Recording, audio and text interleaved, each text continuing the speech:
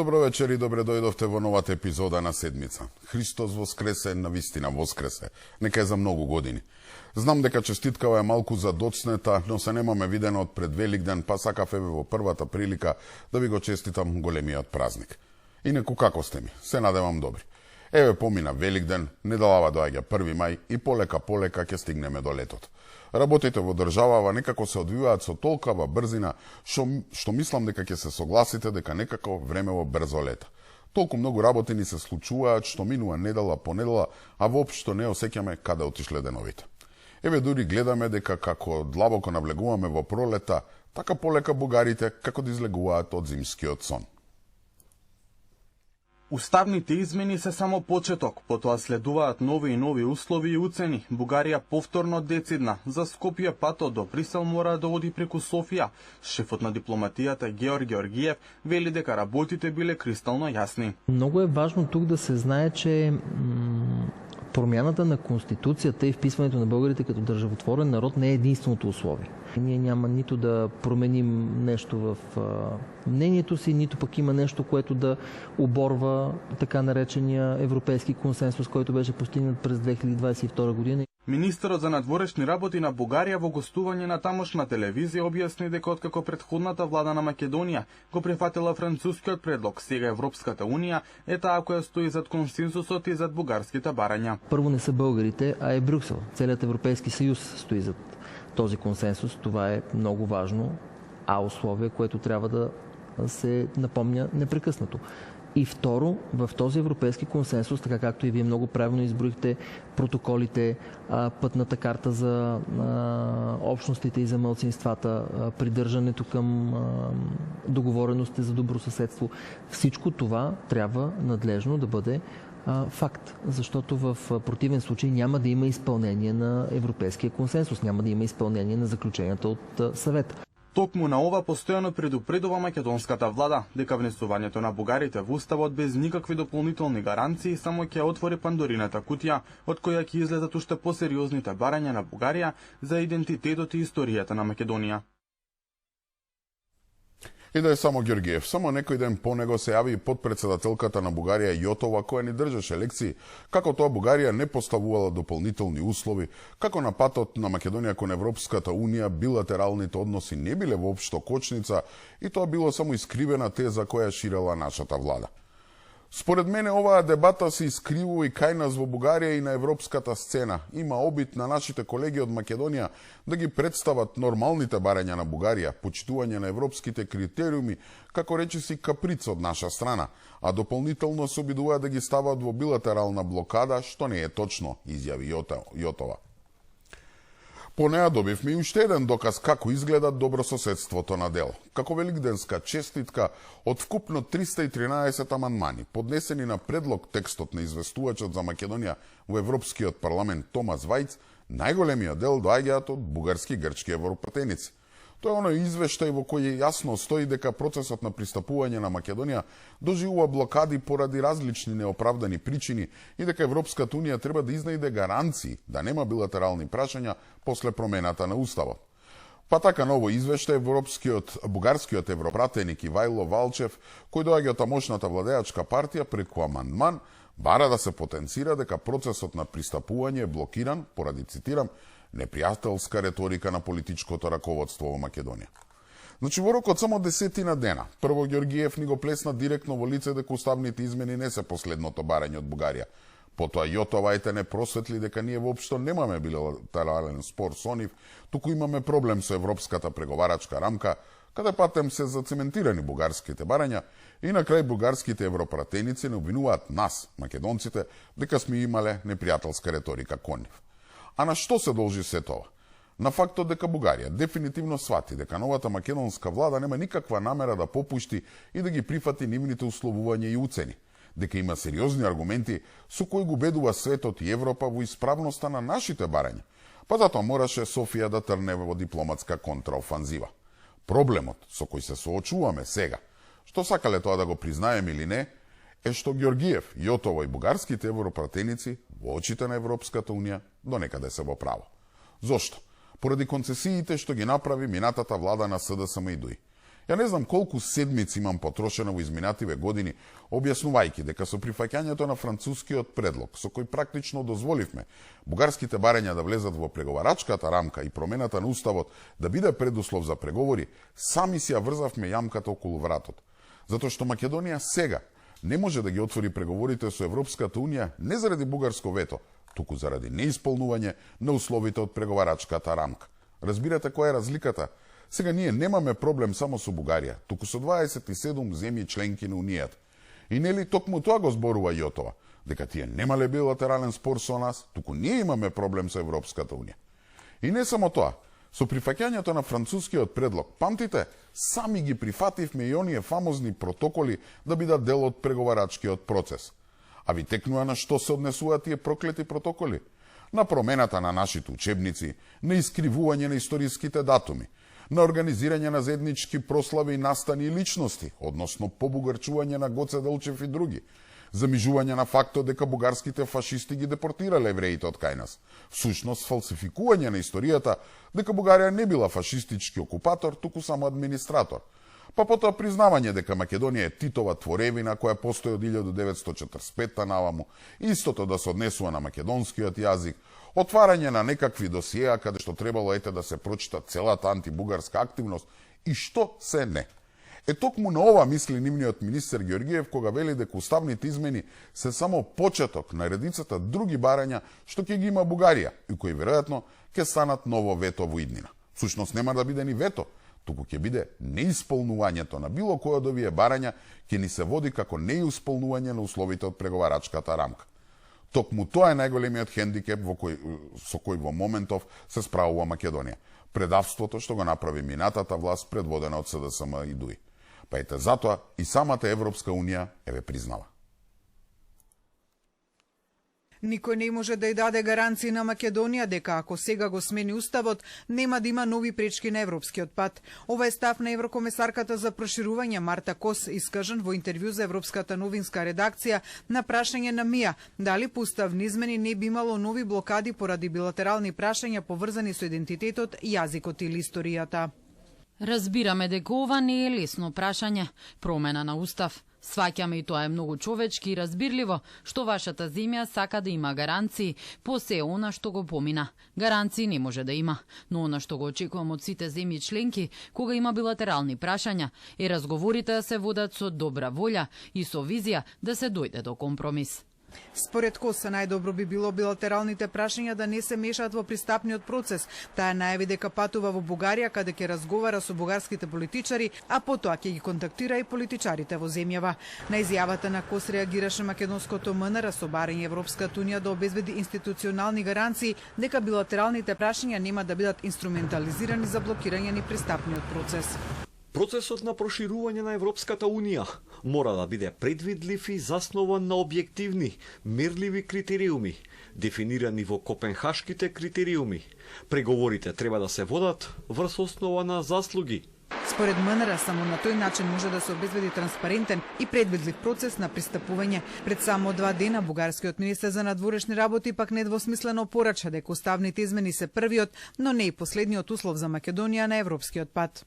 Много е важно тук да се знае, че промяната на Конституцията и вписването на българите като държавотворен народ не е единственото условие. Георгиев при тоа потенцираше дека за тоа не стои Бугарија, туку консензусот на цела Европска Унија, при што како дополнителни услови за Македонија ги наброи: почитување на договор за добрососедство, протоколите, како и акцискиот план за почитување на правата на малцинствата. Значи, самата Европска Унија признава дека не постојат никакви гаранции дека и да ги ставиме бугарите во уставот, во иднина нема да има слични блокади од Бугарија. Сега, иако сите знаеме што не чека, само СДСМ и Венко Филипче упорно не тераат да ги прифатиме овие уцени. Имено пред само 10 дена, реизбраниот председател на СДСМ која доби довербата од едва 18.000 членови на Конгресот и натаму оди контра волјата на сопствениот народ. Филипче во манир на Заев и Ковачевски натаму во Брисел ја критикуваше сопствената земја и народ за неусвоените уставни измени. И тоа само неколку дена по најновата анкета која јасно покажува дека цели 82% од македонците се против прифаќање на овие измени. Значи, додека новата влада во Македонија потроши цели 10 месеци во голема дипломатска офанзива од Вашингтон преку Брисел и кај се не, за да му докаже на светот дека тоа што се бара од нас во моментов е тешка уцена, кој овој народ не е подготвен да ја плати, тој уште при првата посета на Брисел отиде да ја кодоши сопствената држава, владата и сопствениот народ. И повторно, како и неговиот ментор Заев, да ветува дека ќе ја прифати уцената наречена промена на уставот. Вели во Македонија немало стратегија. А кој има стратегија? СДСМ? Па чекајте бе луѓе малку. Абе нели кога го прифативме оној капитулантски француски предлог и се одржа онаа формална меѓувладина конференција меѓу Македонија и ЕУ, СДСМ и ДУИ не убедуваа дека преговорите се започнати и Бугарија веќе ништо не може да бара. Па памтите дека дури оној Османи се снимаше пред училишна табла како да сме прво оделенчиња и ни држаше лекции за тоа како се одвивале преговори. Колку смешно изгледа тоа од денешна перспектива, нели? Ајде сега повторно нека сними едно видевце пред табла, па нека не објаснува како во Македонија имало некои си темни сили кои водат државата во заложништво. Која глупост? Па кој го прифати францускиот предлог? Владата на ВМРО ДПМН или владата на СДСМ и ДУИ? Кој вети уставни измени против волјата на народот? Владата на ВМРО или СДСМ и ДУИ? Кој не убедуваше едно 7-8 пати дека преговорите се започнати и дека ставањето на бугарите во уставот се само формалност? Владата на ВМРО ДПМН или таа на СДСМ и ДУИ? Па немојте ви се молам. Тоа што ветивте уставни измени без да размислите дали тие може да се спроведат или не, сега сите си го носиме како камен врзан околу вратот. И сега што да прави новата влада? Да менува устав? Никако. Македонија активно работи на откочување на евроинтеграциите, а државава е меѓу најдобрите во спроведувањето на реформите, зашто добивме потврда и од еврокомесарката Кос. Европската Унија мора да не оценува по мерит систем, а билатералните прашања да престанат да бидат проблем за напредокот, бидејќи ако остане така, такви чекори во иднина ќе преземаат и други држави, порача шефот на македонската дипломатија Муцунски. Нашата посветеност кон европската интеграција треба да престане да се мери по капацитетот на одстапките на било која влада во оваа држава по однос на национални прашања. Ако така некој сака да мери нашата посветеност кон европската интеграција, тогаш тој не разбира што е европска интеграција. Европската интеграција е владење на право, европската интеграција е борба против корупција. И тука, како што каже и самата комесарка Кос, сме една од најдобрите, веројатно и најдобрата. Во кратки црти, министерот Муцунски јасно кажа: крајно време е да престанеме да преговараме со кого било за национални идентитетски прашања.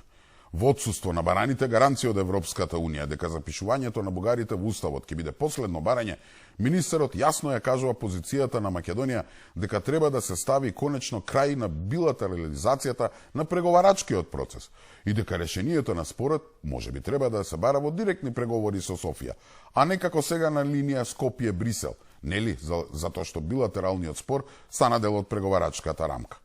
Со децении, правило на Европската Унија беше да не се внесуваат меѓусебните спорови кај нив, а аспирантите предходно да си ги решат проблемите со соседите. Ете така беше и со нас, нели, со спорот со Грција. Може и на тоа да останат и сега, во случајот со Бугарија, односно да не оставеа прво да ги решиме проблемите со Софија, па потоа да добиеме чиста преговарачка рамка. Ама по барање на Бугарија и оние дипломатски аналфабети, како Заев, Ковачевски, Османи и Ахмети, кои тогаш беа на власт кај нас и не ја видоа играта на Софија, Брисел направи отстапка. Го внесе проблемот со Бугарија во преговарачката рамка, наводно со цел да не се закочи процесот на преговори за пристапување на Македонија. А кој е резултатот? Еве гледаме, нова блокада. Мислам дека ако Брисел е упорен, дека не може да се менува рамката со тоа што уставните измени би важеле при приемот во ЕУ, иако знаеме дека промени се можни, како со Србија, но и други членки, но ако ете остане на тоа дека нема промена, може би е најдобро Македонија да излезе од оваа преговарачка рамка додека не го решиме билатералниот спор, па потоа да си добиеме чисти преговори. И во тоа може и да добие поддршка, пред се од нашиот најголем стратешки партнер САД. Имено мислам дека ако сега ја прашате администрацијата на Трамп за совет, тие ќе ви кажат дека Македонија е суверена земја и самостојно треба да носи одлуки согласно своите национални интереси. Според тоа, ако владата смета дека францускиот предлог е штетен, не го решава проблемот и е спротивен на нашите национални интереси, тогаш мислам дека они би не советувале дека треба да го одбиеме и да бараме ново решение. И не е само можната поддршка од САД. Луѓе, ова е за прв пат во поновата македонска историја да има толку големо совпаѓање меѓу надворешната политика што ја води една влада и волјата на народот. Така што и да повлече таков потек, да го наречеме порадикален, како што е напуштање на оваа преговарачка рамка, тоа би го направила со целосна поддршка од народот. И тоа не само поддршка, туку таков мандат доби оваа власт. За разлика од предходната влада, која ете ни смени име, прифати бугарски уцени, без грам поддршка, па дури него ни консултираше народот. Да, краткорочно би можело ова да доведе до заладување на односите меѓу Македонија и Европската Унија, но тоа време може да се искористи да се завршат сите оние обврски кои ни стојат на врат, а се клучни за влез во Европската Унија. Тука пред себе да го земеме првото поглавје, владењето на правото, односно реформите во правосудството. На тоа поле, до каде сме? Одземен пасош и забрана за работни активности поврзани со кривичното дело. Ова се мерките кои попладнево ги определи кривичниот суд на председателката на антикорупцијска Татјана Димитровска. Таа попладнево беше изведена пред судија на предходна постапка откако обвинителството за гонење организиран криминал и корупција предложи мерки на предпазливост за неа и за уште други двајца осомничени. Според информациите на Телма, станува збор за поранешна финансиска директорка во ТЕЦ Неготино и вработен во една од фирмите опфатени со предметот адитив. Во рамки на предметот адитив, од прибраните докази, донесена е наредба за спроведување на истрага за уште 3 лица. Повеќе детали од обвинителството за гонење организиран криминал и корупција најавија за утре. Телма дознава дека председателката на ДКСК е осомничена за кривичното дело издавање на службена тајна. Делото одавање службена тајна гласи: тој што на јавноста или на неповикано лице ќе соопшти, предаде или на друг начин ќе му ги стори достапни податоците што представуваат службена тајна или прибавува такви податоци со намера да ги соопшти или предаде на јавноста или на неповикано лице, ќе се казни со затвор од 3 месеци до 5 години. Димитровска попладнево е недостапна на мобилниот телефон. Таа е председателка на антикорупцијска од февруари лани, а претходно работеше како ревизор во Државниот завод за ревизија. Но според нашите извори, осомничена е за периодот во ДКСК. За сега нема информација какви ограничувања за Димитровска предвидува мерката забрана за работни активности поврзани со кривичното дело. Обвинителството поднесе обвинение за адитив на крајот на февруари против 31 физичко и 5 правни лица. Прво обвинет за несовесно работење е поранишниот директор на ЕСМ, Васко Ковачевски, кој е во бегство. Обвинети за неколку кривични дела се и неговиот наследник Васко Стефанов, како и екс-директорите на РЕК Битола, Пеце Матевски и ТЕЦ Неготино, Небоша Стојановиќ и поранешни комерцијални директори на ЕСМ, Муча и Стојановски. Според обвинението, во периодот од април 2023 до август 2024 создале група со цел вршење на кривични дела. Меѓусебно се договарале да ги изиграат постапките за набавка на адитив за јаглен за потребите на РЕК Битола и РЕК Осломи. На фирмата која го добила тендерот и овозможеле да се стекне со имотна корист од 6,4 милиони евра. Ете си добивме нова Катица Јанева. Да не ви се верува, председателката на едно од главните тела кои треба да се борат против корупција во државата заврши како осомничена за што? За корупција. Што правела? Таа преку својот службен телефон на Viber и WhatsApp му давала податоци на еден од осомничените директори за поведени постапки за отварање предмети против него и неговите соучесници, против неговите фирми вклучени во предметот адитив и какви одлуки се носеле за нив, ама и податоци за проверка на имотот на обвинетиот директор и неговото семејство. Или едноставно, таа откривала податоци, што по закон се сметаат за службена тајна и чие откривање може да има штетни последици за истрагата. Според обвинителството, Димитровска во период од 8 месеци, од мај до декември 2024 година, во 2 наврати го известила Стојановиќ за постапките во комисијата поврзани со него.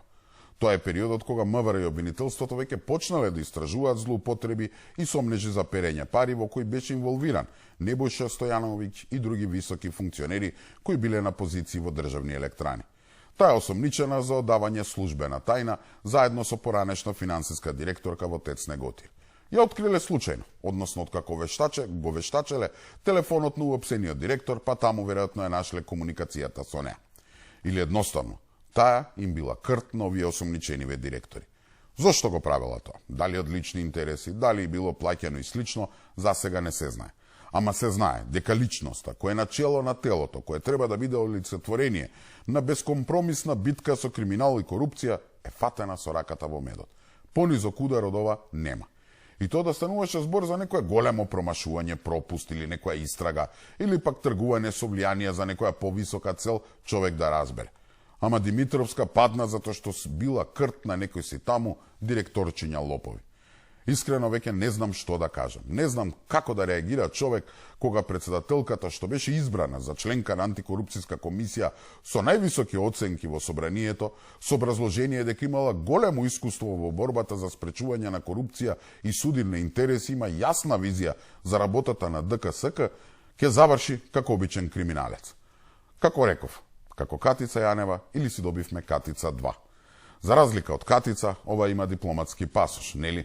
За да оди на оние семинари и предавања каде треба да се обучи како се води битка со криминал и корупција. Невидено. И не друго. Туку само 3 месеци од како стапила на функција шпионирала за обвинетите, или просто кажано, повеќе време била крт отколку председателка. И после некој ќе ми каже, ајде уште бугарите во уставот и толку. Немојте ви се молам. Се удавивме во корупција.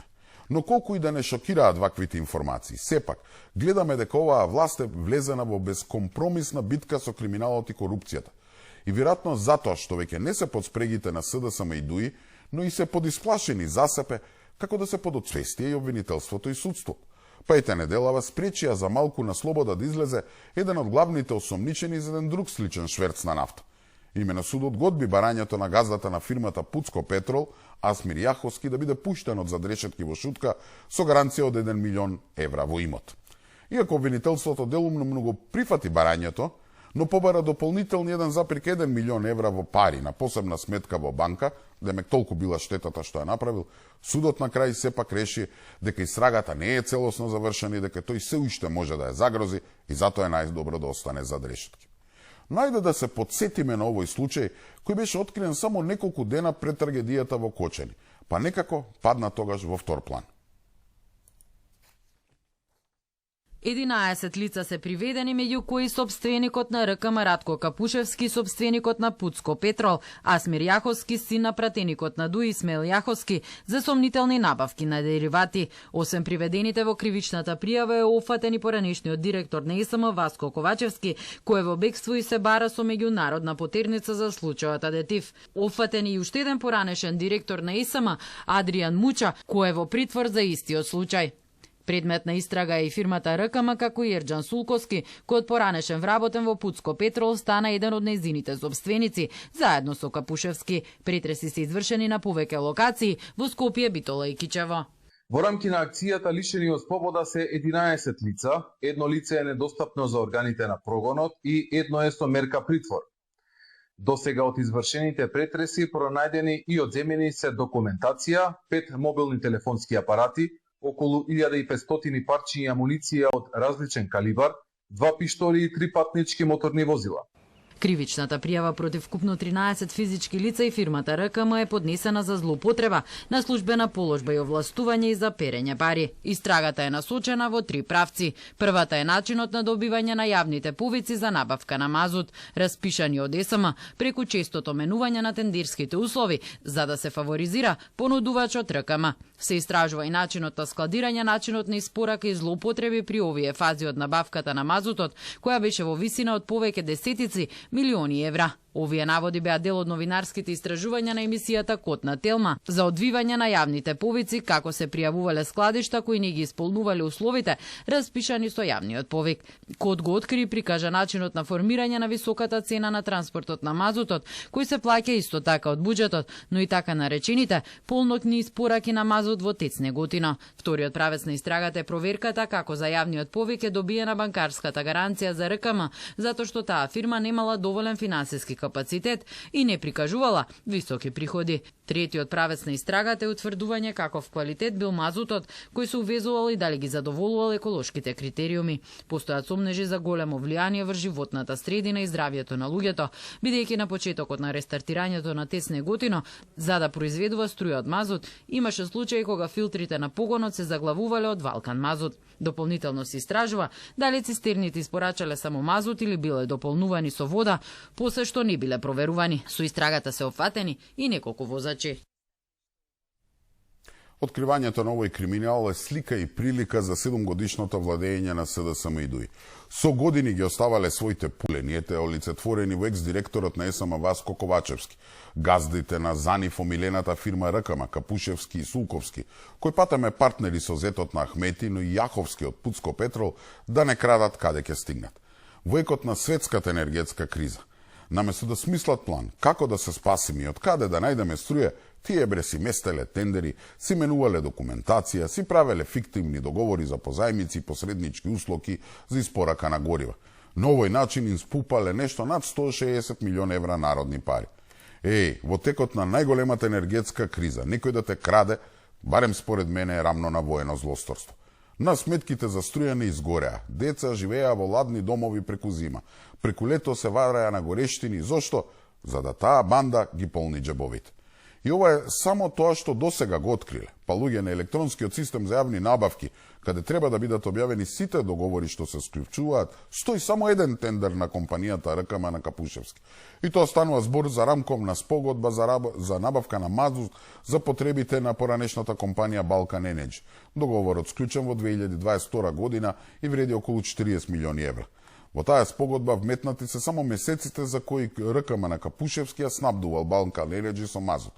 Набавките за мазут за потребите на ТЕЦ Неготино во периодот од 21 до 23 година, за кои јавното обвинителство го става меѓу 13 осомничени, не се објавени на електронскиот систем за јавни набавки. Значи, според тогашното соопштение на обвинителството, преку испораката на мазут за Неготино, ТЕЦ Неготино, во овој период нанесена е штета на буџетот од околу 168 милиони евра. Имено сделката ја дале на РКМ на Капушевски, иако знаеле дека фирмата не ги исполнува условите за да увезе за 2 години мазот во вредност од 167 милиони евра. Имало фиктивен договор меѓу двете фирми за извлекување на пари, а во 2 наврати како позајмица, сопственик на своја фирма си префрлил 1,2 милиони евра, зашто обвинителството смета дека постои сомнеж за перење пари. Значи, РКМ на Капушевски беше омилената фирма на СДСМ и ДУИ за набавка на мазут. Слично како и Пуцко Петрол, компанија која нагло се воздигна исто во време на нивното владење. Па така нафтената компанија Пуцко Петрол во собственост на Асмир Јаховски е еден од најголемите снабдувачи со нафта и нафтени деривати на државните институции и јавните органи. Таа влегува во групата на топ 10 тендерџи. Станува збор за нафтена компанија формирана во 1999 година и од страна на Исмел Јаховски, поранешен градоначелник на Пласеница и пратеник на ДУИ, кој пред неколку години се повлече од друштвото и му ја препушти фирмата на синот. Долго години наназад Пуцко Петрол добива голем број тендери за снабдување со нафта, така што за само една година, како што покажуваат официјалните податоци, склучила над 200 договори за набавки. Дополнително, во истражувањето на Центарот за граѓански комуникации, ова фирма се наоѓа на високото 3-то место според вредноста на тендерите добиени во периодот од 2019 до 2023 година, кога нафтената компанија склучила 1776 договори во вкупнен износ од 130 милиони евра. Над 1700 договори. Значи, само преку овие две компании се испумпани неколку стотици милиони евра народни пари. Пари кои можеле да се искористат за повисоки плати, изградба на патишта, болници, што се не. И криминалот не завршува тука во овој случај. За да биде монструозен овој случај, тие увезувале сомнителен мазут, штетни горива и што се не, со што практично не труеле. Според пишувањата на медиумите, Капушевски најмалку во 2 набрата бил фатен како увезува или се обидува да увезе лажно деклариран мазот во Македонија. Првата ваква пратка дошла од Германија, ама била фатена од хрватски цариници на граничниот премин со Србија, кога тие се посомневале во документацијата што била приложена.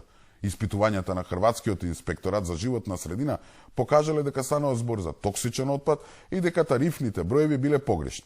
Вториот пат мазутот на оваа компанија, кој доаѓаше од Словачка, беше испитуван од македонскиот државен пазарен инспекторат. Анализите тогаш покажа дека станува збор за токсичен отпад, а не мазут. Додека инспекторатот се докажуваше, лажниот мазут се продаде и се потроши. Регулаторна комисија му одзеде лиценцата во 2021 година за непосредно пред договорот со ЕСМ да му ја врати, бидејќи ги средил недостатоците. Значи, србите и словенците го фатиле дека превезува и увезува отрови, ама нашиве од СДСМ и ДУИ не виделе ништо. Па уште и му преостили и му ја вратиле лиценцата. Едноставно, само Господ знае што се горело во печките на Рек Битол и останатите централи изминатите години. Факт е само дека некој намерно не труел и не ги труел децата со канцерогени отрови. Мислам дека ова е еден од најголемите скандали во поновата македонска историја. Со години не убедуваат дека нашите печки и шпорети се тие што го загадуваат воздухот и се виновни што ние и нашите деца дишеме отровен воздух, но гледаме дека вистината била сосема различна. Лично се уверивме дека цели 7 години СДСМ и ДУИ не само што не испокрадаа, како што гледаме, бе тие полека не убивале. Реков, овој случај се граничи со злостор. И воедно, никој не може да ме убеди дека врвот на СДСМ и ДУИ не знаеле што се случува и дека Ковачевски, Капушевски или еве газата на Пуцко Петрол се правеле на своја рака. Па луѓе, ја не знам колку приказни новинарски истражувања се правеа на оваа тема. Затоа истрагата не треба да запре само на оваа банда, туку треба да се види, нели како во случајот во Кочени, кој и зошто со години наназад молчал за оваа работа. И тој или тие да одговараат за тоа што намерно ни ги труеле децата. Ама со нашево превосудство тешко дека ќе ни се оствари такво нешто. И мислам дека сега тука е веќе време да одмориме со еден блок реклами. Останете така, се враќаме веднаш.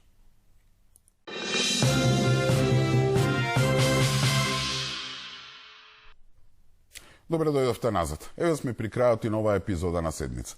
Традиционално знаете дека тука ни останува уште некоја минута да прокоментираме некоја тема која не стигнавме да анализираме во делот пред рекламите.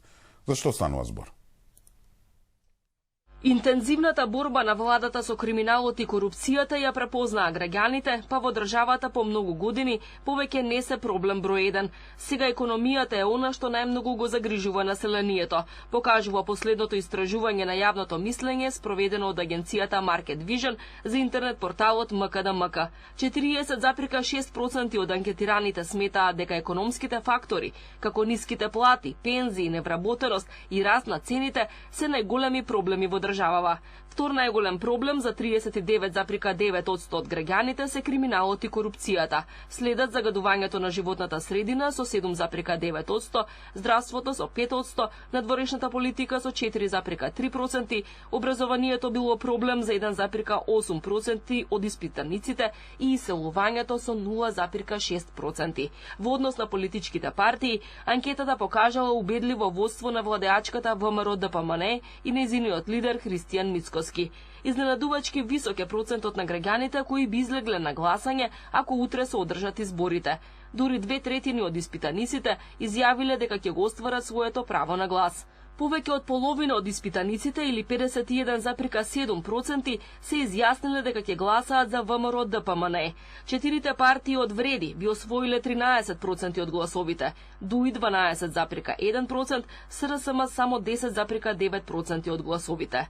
На Мицкоски како лидер му веруваа 25,4% од испитаниците. Председателот на СРСМ, Венко Филипче, има рейтинг од само 3,8%. Неговиот рейтинг е помал од оној на Али Ахмети од 6,2%, кој е лидер во албанскиот блок. Сепак, ако се соберат рейтинзите на лидерите на партиите од коалицијата Вреди, оние на Изет Меджити, Билал Касами, Арбен Таравари и Африм Гаши, тие имаат поголема доверба кај испитаниците споредено со рейтингот на Ахмети. Во коалицијата Вреди, најголема доверба ужива актуелниот министер за здравство Арбен Таравари. Во македонскиот блок пак, лидерот на Левица Димитар Апасиев има рейтинг од само 2,7%, а председателот на ЗНАМ Максим Димитриевски 2,4%.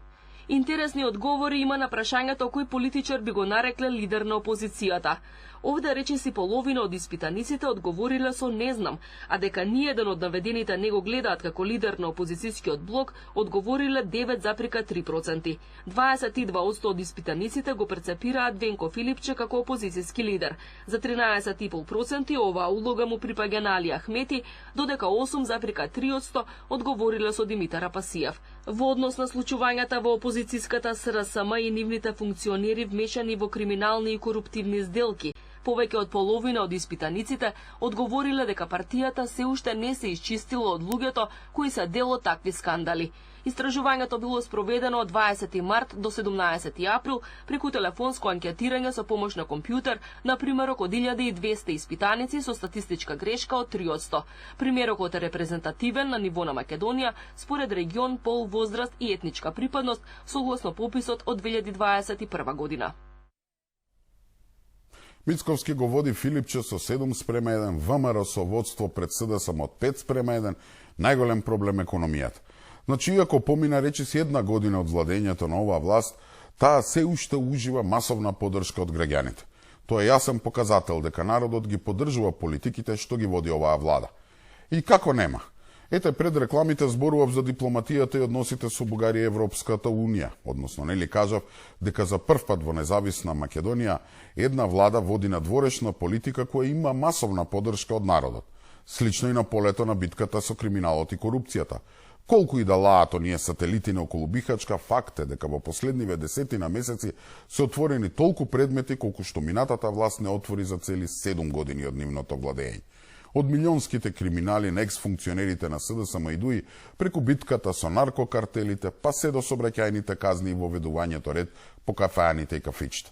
Во однос на правосудството е започната темелната реформа. Ете, изгласана недоверба на 5 членови на Судскиот совет и започната е процедура за смена на републичкиот јавен обвинител. Иако овие луѓе се уште се на функција и допрва им уште многу работа да се опорави судството и обвинителството, самата закана дека нема како досега изгледа дава резултати. Ете, судиите и обвинителите подисплашени за своите фотели, како да се подосвестија, па гледаме дека почна нешто од нешто да работат. Преска нели ви раскажав за примерите со антикорупционерката и притворот на Јаховски. Голем напредок има и во однос на економијата, темата која според граѓаните е најважна. Го исполнија ветувањето за линеарно покачување на пензиите за 5000 денари на речиси 300.000 пензионери. Си дадоа рака со поединечните синдикати за покачување на плати во здравство, покачување во образование, покачување кај полиција и најдоа пари со кои над 80.000 административци по подолго време добија К-15. Одвоја пари за да се купат нови 120 автобуси, а сега најавија дека ќе се набавуваат и 100 возила за итна помош. Општините делат 250 милиони евро од унгарскиот кредит, а уште 250 милиони делат бизнисмените. И како врв на се, еве премиерот Мицковски деновиве најавува и нов инвестициски бран од околу 4-5 милиарди евра. Значи за десетина месеци, откако се на власт направија повеќе од колку минатата влада за 7 години. Епа не џабе анкетите ќе покажуваат голема доверба на граѓаните во оваа влада. Но оваа доверба значи огромна одговорност. Затоа што сега самите ја кренаа границата, се кренаа очекувањата на граѓаните. Така што секое потфрлување, секое неостварано ветување може да им се удри тешко од глава. Но важно е дека се на добар пат. Како имам кажано неколку пати до сега. Далеку од тоа дека во Македонија цветаат рози. Но добро е што од некаде се почна. Што конечно се мрднавме од мртва точка. И тука е веќе време да завршиме и оваа епизода. Се надевам дека го задржав вашето внимание. Со Господ напред се гледаме за една недела на исто место, во исто време. Имајте пријатна вечер.